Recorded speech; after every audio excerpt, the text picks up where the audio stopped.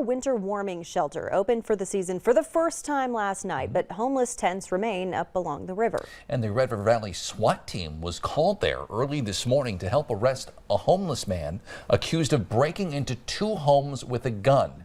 Valley News team Sydney Zatz joins us now live in studio to explain. Sydney.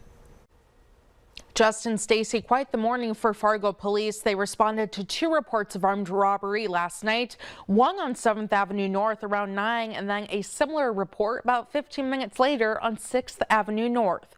In both robberies, the victims tell officers that a man broke into their homes, displayed a firearm, and ran away.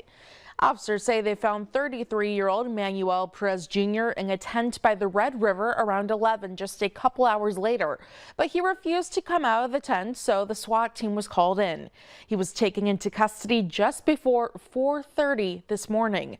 Perez is being held at the Cass County Jail on a robbery charge. And while this was all happening, police say another tent nearby caught fire around 3 a.m.